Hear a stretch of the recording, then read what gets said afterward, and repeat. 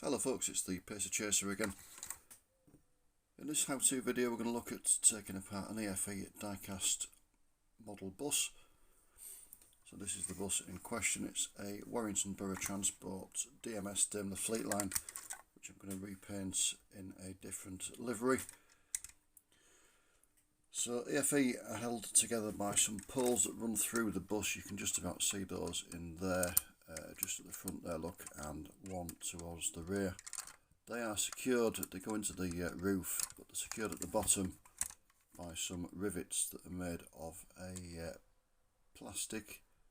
There we go, I think it says EFE on it there. If you're lucky with these, sometimes they stand proud, especially on older buses, and you can just get a screwdriver and just jimmy them out. In this case we're not going to be lucky, so we're going to do it the way that you would normally do it. We're going to drill a hole in the rivet. Now for this I'm going to use my trusty old hand drill. There we go, I've got a drill bit there. Let's have a look. It's about 1.5 mil by the look of it. So I'm going to put that in the drill and I'm going to drill into the rivet, and I'll show you the next bit. So there we go, I've got the drill on the rivet. You just drill anywhere on the rivet there. You can hold the bus in a vice if you want to, but I tend to prefer to do it between my knees because it saves any damage to the structure of the bus. Doesn't matter so much about the paintwork because I'm going to repaint it, but it just avoids you crushing it or bending it in any way.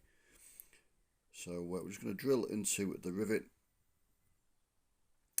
So there we go, I've drilled a hole in the rivet. What some people do is drill 2 holes, one either side, and just put a pair of long nose pliers in and pull it out. But I like to drill one, and I get a small screwdriver and pop it in.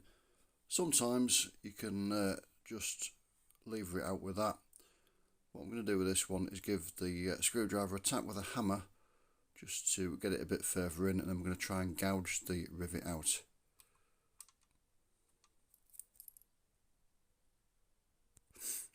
So I've given it a tap with a hammer. As you can see, the screwdriver is now permanently stuck in there. We're just going to try and work the rivet out a little bit.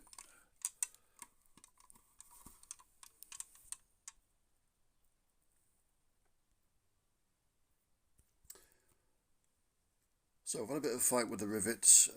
Sometimes on these, when you put the screwdriver in and just twist it about a bit, the rivet comes out on the screwdriver in one go. More often than not, especially on the more recently produced EFE models, the rivet starts to disintegrate and you just kind of break bits of it off. As you can see, that's happened to that one. I've started on the other one, that started to break down a bit, but then I sort of pulled the 2 halves of the model, and because I've been hammering the rivets and weakened them a bit, they've come off, and so they've let go of the poles, so the model has come apart, which is what we wanted. What I will do is retrieve the rivets in a moment. But as you can see, we've got the bus apart, so what we do, take the lower deck windows out. Normally they push in, just let me have a go at that.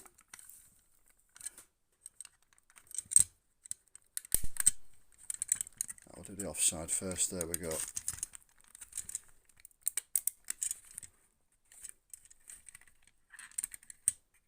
It does appear these have been reinforced with a bit of glue. That's not normal for an EFE model. They're normally just clipped in. So what we're going to have to do is try and break the seal there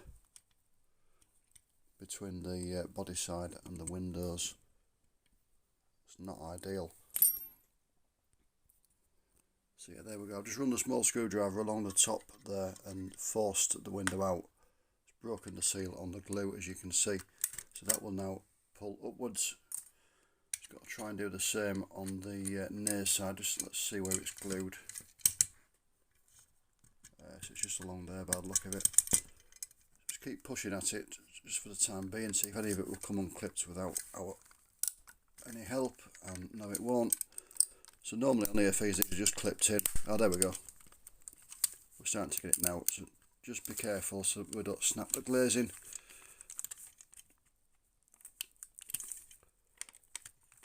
and it's just at the back again, it's glued in by the look of it, so we're going to have to break the seal again, just using the trusty screwdriver. And that's it, we've done that again, so we'll take those out, but not broken the windows, that's good news. So once you've got those out, the back window should come out as well.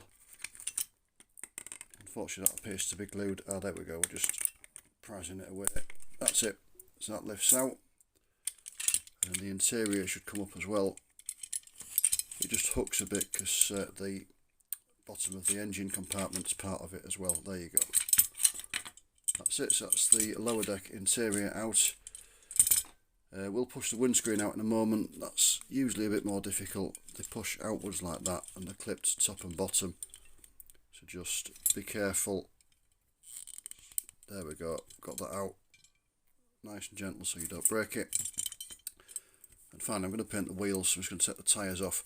You can, if you need to, put these in warm water to make them a bit more pliable. These are not too bad, he said. Ah, there we go, that's it, got it. So I'm just going to take the rest of those off. So there we go, got the tyres off it. The last thing to do is to take the remains of the rivets out. One's just fallen out there by itself, so that we'll keep because we can put that back on when we go to reassemble it. And it's best practice to just put everything in a little box or a bag. So put the tyres in there as well so I don't lose those. Put the smaller bits of glazing in like the windscreen and the rear window. So I'm just going to take that other bit of rivet out. That will need a screwdriver. There you go. Now believe it or not, that, see it, there we go, it's still usable. Although most of it's missing, it will push onto the pole and help us to reassemble the model, so we're going to keep that. Put it in a little box there. So that's the lower deck dismantled. The upper deck just trashed the workshop as well. Obviously the interior just pulls out. We're going to put them to one side because they need painting. I'm going to put the glazing over on the back there. I'm going to keep the lower deck glazing handy because the dividing strips on the door there need repainting. They're going to be, I think, white on the one I'm doing.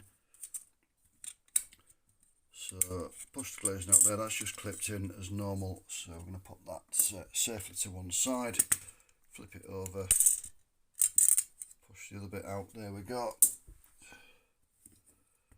Back window, that should push inwards, and it's not doing. I suspect it's been reinforced with some glue again. So we'll go back to the front window, see if that will come out. Right, yeah, there we go. Now that's reinforced with some glue, so we're just going to push it carefully, not putting too much pressure on any one point because we don't want to break it. There we go, that's come out. So that can go into the little box for storage. And we're just going to push out the back window as well if we can. We can't by the look of it.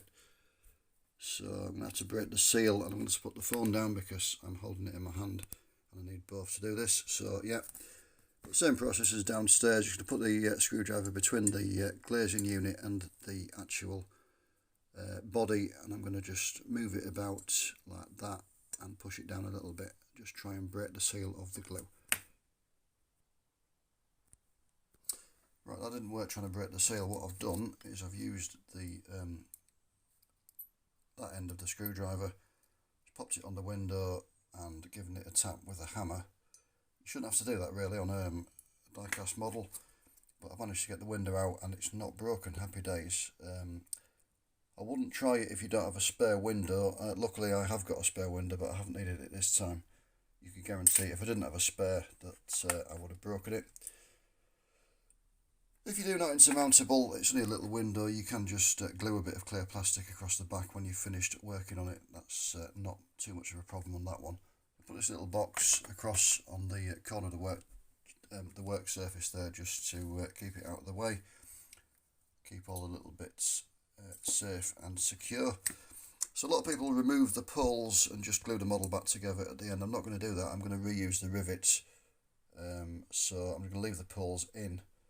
I know some people find them quite offensive, shall we say, you know, they find they stick out a lot, but really you don't notice them that much when the model's reassembled. So I'm going to leave those in so that I can reassemble it. I'm now going to get it ready for painting. I don't tend to fully strip models, certainly not factory produced ones. What I'm going to do on this one is I'm just going to run a bit of sandpaper over it, take the worst of the adverts off and the destination blind letter in there and stuff like that, just so it doesn't show through on the finished paint job. And otherwise now I'm just going to give it a light sand all over just to take the gloss off it, to give a bit of a key to the paint. And I'm going to paint it white using some acrylic spray. There we go. I won't be doing that today probably, because by the time I've sanded it down, the next stage is to give it a wash. You can put it in the sink with some washing up liquid. I often do it in the bathroom basin with Lynx shower gel, believe it or not. Other makes of shower gel obviously are available. But yeah, give it a wash in something like that just to get the dust off after you've sanded it. And then give it a rinse in some nice clean warm water as well, just to rinse all the soap off. And normally the best way to do it, just leave it to dry by itself, which is what I'm going to do this evening. So it will drip dry on the workbench overnight. If you want to see the process of spraying, if you look, I've done a series of videos on Hornby CDA railway wagon. The third part of that, the fourth part of that, should I say, the fourth part of that, when I finish off, that does show me spray varnishing the model. The process for spray painting is exactly the same as the spray varnishing, just if you're painting you need usually more than one coat. But yeah, so I'm going to get on with sanding that and getting it ready for painting, and I will see you in the next video that I do. Thank you for watching. Bye for now.